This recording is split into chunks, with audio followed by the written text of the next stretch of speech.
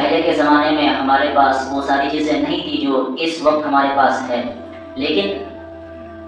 اس وقت ہم زیادہ سکون سے رہ رہے تھے، لیکن آج ہمارے پاس رہنے کے لیے بہترین گھر بھی ہے، عالیشان گاڑیاں بھی ہیں،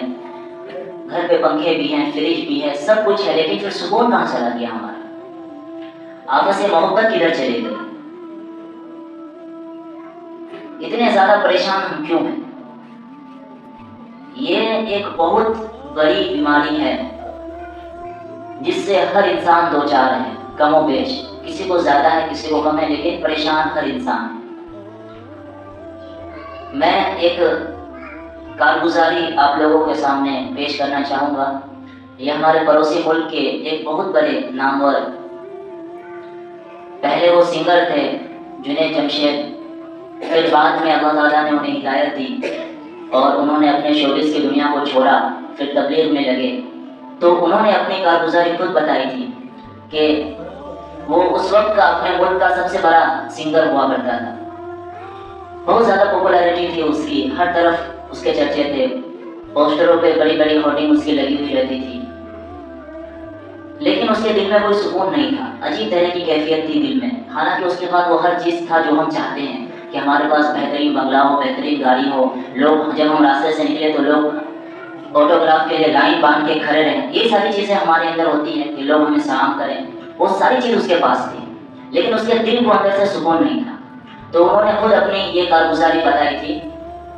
یہ تو بہت لمبی کارگزاری، میں بس صرف اس کارگزاری کو بتا رہا ہوں کہ جب ان کی ملاقات ایک دفعہ مولانا طارق جمیل صاحب سے ہوئی تو اس نے اپنی یہ شکایت ان کے سامنے رکھی کہ لوگ تو سمجھتے ہیں کہ شاید میں بہت خوش ہوں، لیکن میرا اللہ جانتا ہے کہ میں کس پریشانی سے گزر رہا ہوں۔ میرے پاس وہ ساری چیزیں ہیں جو میرے طرح کے نوجوانوں کی خواہش ہوتی ہے، اس کم عمر میں نے اپنے عزت کے اس مقام کو پایا ہے کہ لوگ اس کے بارے میں گمان بھی نہیں کر سکتے ہیں، لیکن پھر بھی میرا دل بالکل بے چین ہے، مجھے سکون کسی بھی طرح سے نہیں مل رہا ہے، نہ مجھے کھانے میں مزہ آ رہا ہے، نہ مجھے کہیں گھومنے پھرنے میں مزہ آ رہا ہے، نہ مجھے لوگوں سے ملاقات کرنے میں کسی بھی طرح کی کوئی دلچسپی ہے، ہر طرح سے میں پریشان ہوں، میں کیا کروں؟ تو مولانا طارق جمیل صاحب نے انہیں ایک بہت بہترین چیز بتائی قرآن و حدیث کی روشنی میں۔ یہ چیز صرف اس انسان کے لیے نہیں بلکہ یہ چیز ہم سب کے لیے ہے کہ آج ہم جو پریشان ہیں اس پریشانی کا واحد علاج کیا ہے۔ تو انہوں نے جنید جمشید رحمۃ اللہ علیہ سے کہا کہ انسان جو بنتا ہے وہ دو چیزوں سے بنتا ہے، ایک تو ہے مٹی سے اور ایک ہے اس کی روح سے۔ جسم ہماری مٹی ہے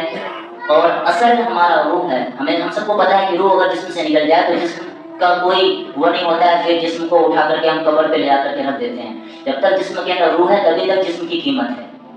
اصل تو روح ہے۔ اب جسم چونکہ مٹی سے بنا ہے تو اس کی غذا بھی اللہ تعالیٰ نے مٹی سے رکھی ہے، اس کی ساری چیزیں مٹی سے پوری ہوتی ہے، کھانا پینا ہمیں مٹی سے ملتا ہے، جو ہم مکان بناتے ہیں وہ بھی کہیں نہ کہیں مٹی سے ہی بنتا ہے، چاہے وہ اینٹ اور پتھر کے شکل میں ہو، اور جو بھی چیزیں ہیں وہ ساری کی ساری چیزیں مٹی سے پوری ہو رہی ہے، لیکن جو اصل چیز ہے روح ہے، یہ چونکہ اللہ کا امر ہے، یہ اللہ تعالیٰ کی طرف سے آئی ہے، اور اس کی غذا جو ہے وہ کھانا پینا اور عیش و آرام کی چیزیں نہیں ہے، بلکہ یہ روح آسمان سے آئی ہے، تو اس کی غذا بھی آسمانوں کی طرف سے آئے گی۔ تو آسمانوں کی طرف سے کیا غذا ہے؟ وہ ہے اللہ تعالیٰ کی عبادت، قرآن کریم کی تلاوت، ذکر و اذکار، استغفار۔ تو روح جب بھوکا رہتا ہے، یعنی کہ روح کو جب غذا نہیں ملتی ہے تو پھر وہ اندر سے بے چین ہوتا ہے، اور اسی کو ہم لوگ ڈپریشن کا نام دے دیتے ہیں،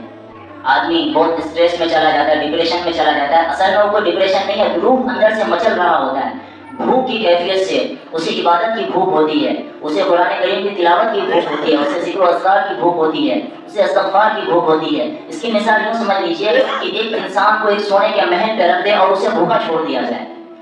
وہ کتنے دن تک رہ سکے گا؟ ایک دن دو دن کے بعد وہ بھوک سے تڑپنے لگے گا، اسے وہ سونے کا محل اچھا نہیں لگے گا۔ ٹھیک اسی طرح سے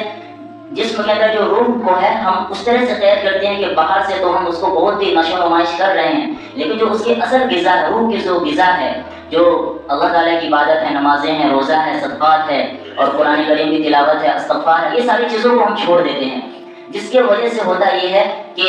ہم اپنے تسلی کے لیے تو بہت کچھ کرتے ہیں، لیکن ہمیں اس طرح کا سیٹسفیکشن نہیں ملتا ہے، دل مطمئن نہیں ہوتا ہے۔ قرآن کریم کی آیت ہے الا بذکر اللہ تطمئن القلوب، جو بھی انسان اپنے دل کا سکون چاہتا ہے تو سکون اسے اللہ تعالیٰ کے ذکر میں ہی ملے گا۔ اللہ تعالیٰ کے ذکر کے علاوہ ہم دنیا میں کہیں بھی سکون کھوج لیں، تھوڑی دیر کے لیے سکون ہمیں مل سکتا ہے. ہم بہت گرمی سے نکل کے اے سی میں جائیں گے، 5 منٹ کے لیے ہمیں راحت ملے گی، لیکن اس کے بعد پھر وہ ویسا ہی ہو جائے گا. ہم کسی بھی کام کو کر لیں، چاہے اسٹریس اور ڈپریشن سے نکلنے کے لیے ہم گانوں کو سننے کی کوشش کریں، کچھ بھی کریں، ہو سکتا ہے 5-10 منٹ کے لیے وہ آپ کے ذہن کو ریلیکس دے، لیکن وہ آپ کو مطمئن نہیں کر پائے گا. اس کی زندہ مثال سب کے سامنے میں آتی ہے کہ جب اکثر جگہ جب بیانات ہوتے ہیں تو بہت سارے لوگوں کو سب نیند کی کیفیت آ جاتی ہے. کیوں؟ کیونکہ اللہ تعالیٰ کی ایک رحمت نازل ہو رہی ہوتی ہے، سکینہ طاری ہو رہا ہوتا ہے، اس کی وجہ سے بیٹھے بیٹھے لوگوں کو نیند آنے لگتی ہے. تو اصل سکون ہے وہ مسجد والے ماحول میں ہے، اللہ والوں کے ماحول میں ہے، علماء کرام کے مجالس میں ہے، دین کے مجالس میں ہے. اگر ہم دلوں کا سکون چاہتے ہیں اور اپنی زندگی کو بہتر چاہتے ہیں تو ہمیں اپنی زندگی کے رخ کو موڑنا پڑے گا، اپنے آپ کو اللہ تعالیٰ کے حکم کے مطابق لانا پڑے گا. اللہ تعالیٰ کے حکم کے مطابق اگر ہم زندگی کو گزاریں گے، وقت پہ عبادت بھی کریں گے، تو پھر دیکھیں گے کہ ہماری زندگی بہت ہی پرسکون گزرے گی، بہت ہی سکون اور تسلی کے ساتھ گزرے گی. پھر ہر وہ کام جسے ہم بہت ہی ٹینشن کے ساتھ کرتے ہیں، ہمیشہ رہتا ہے کہ یہ کام ہوگا کہ نہیں ہوگا، کیا ہوگا نہیں ہوگا، یہ ساری چیزیں دلوں سے نکل جائے گی. 100% اللہ پہ یقین ہو جائے گا کہ اللہ تعالیٰ جو بھی کرے گا میرے لیے بہتر کرے گا. اپنے سارے کام کو اللہ تعالیٰ کے حوالے اور اللہ تعالیٰ کے سپورٹ کر دیں گے کہ جو اچھا ہوگا وہ بھی ہمارے لیے بہتر ہوگا، جو برا ہوگا وہ بھی ہمارے لیے حق میں بہتر ہوگا. تو پھر ہماری زندگی بہت ہی آسان ہو جائے گی. تو اللہ رب العزت سے دعا ہے کہ اللہ رب العزت ان تمام باتوں پہ سب سے پہلے مجھے عمل کرنے کی توفیق عطا فرمائے، اور ہم تمام لوگوں کو ان باتوں پہ عمل کرنے کی توفیق عطا فرمائے.